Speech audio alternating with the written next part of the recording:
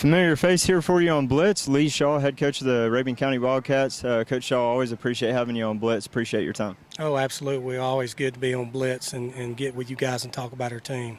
Yeah, and it's just days away at this point from kicking off. I know I'm itching for everyone to get underway, and I know even for you, I can imagine that this is a feeling that would really never get old for you. No, that's why you continue to coach it. You know, it's as exciting for a coach as it is a player.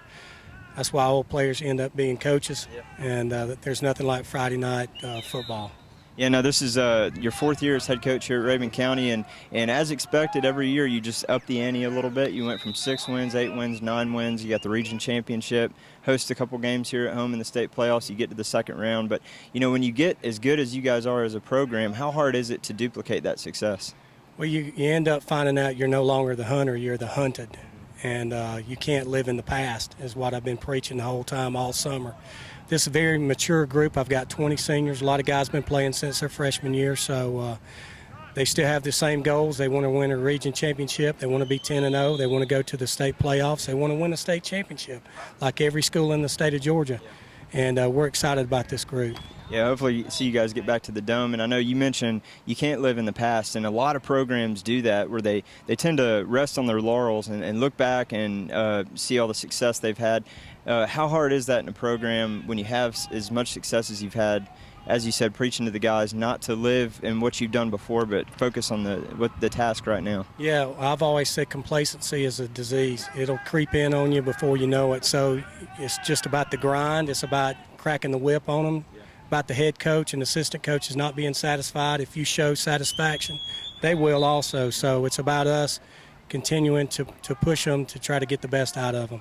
Yeah, no one player is bigger than the team, and I know that you know that as well. But there's no doubt when Charlie Woerner is out on that football field, he's a 4-star recruit for a reason, number 4 athlete according to ESPN in the country.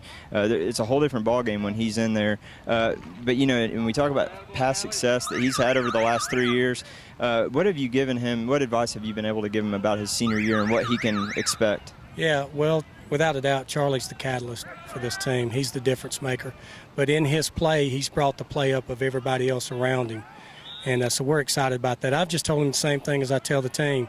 You know, don't live in the past. You know, make your senior year the best that it can possibly be because they're all gunning for you. And Charlie's a down-to-earth kid. He's not into all the social media and all the hang-ups that come with that. So he's been grinding away as hard as he's ever grinded. And you talk about how he elevates the players around him, and we've definitely seen that. But it also appears from the outside looking in that you guys have adopted this philosophy of next man up, because it seems like if someone goes down, you got someone that's more than capable to step in there and get the job done.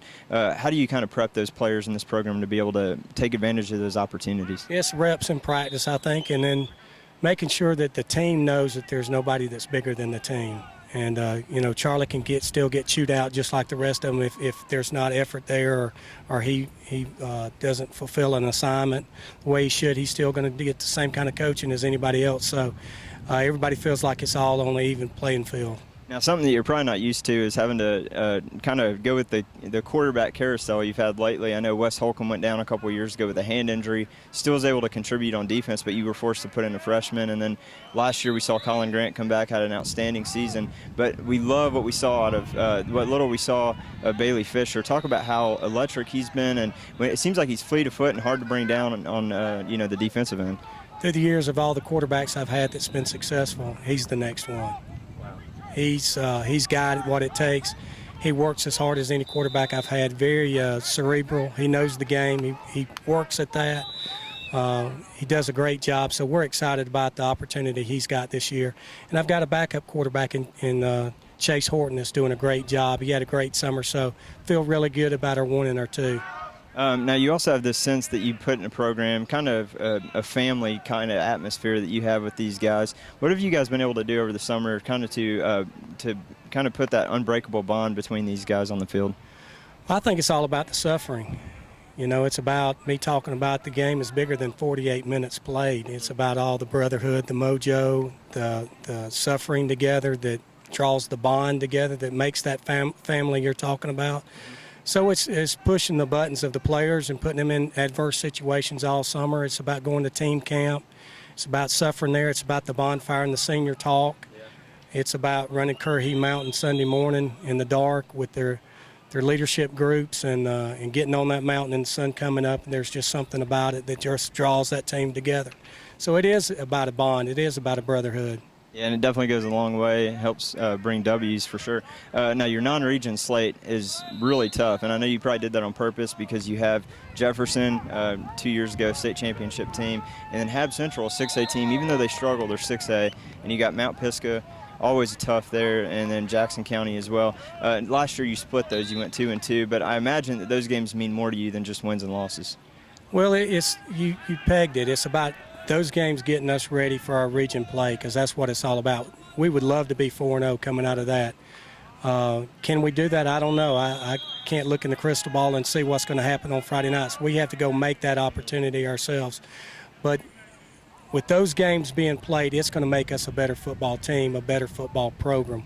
And with Coach Harrison being now at Habersham Central, one of my coaches, and a guy that I coached back at Stevens County years ago, he's doing a fantastic job, and he'll have those guys ready to play as well as the other 3 schools. Yeah, that's exactly where I was going next as a little side note, because a lot of people may not know. He also played here at Jackson County, led that team last year, and you guys were able to get the W there. We sat down with him a few weeks ago. He has a lot of respect for you, and he said, but he is looking for the W that night, hopefully against you. But what's the conversation between you and him like until kickoff? Yeah, well, we hadn't really talked about that game. If he wasn't competitive against me, I would be disappointed. That's just the way it is. A very competitive person. That's what I expect, and it should be a really good game. Another side note, Ben Hall, Coach Hall at Jefferson, was my offensive line coach in 2008 at Flowery Branch when we made the trip to the Dome playing for a state championship. So a lot of personal feelings going into these games, but when it's kicked off, it's all about the W. Yeah, it's all about business at hand. All right, so I'll let you close out this interview by filling in a blank for me. The Rabun County Wildcats will win the 2015 state championship if. How do you fill that in? If we stay healthy and our offensive line comes to play. All right, well, Coach Leashaw, always a pleasure. Hoping to see your Cats make another deep run as you've done before. And if you haven't got enough of Rabun County football, check out our interview here with 4-star recruit, Georgia commit, Charlie Woerner on Blitz. I appreciate it. Thank you, man.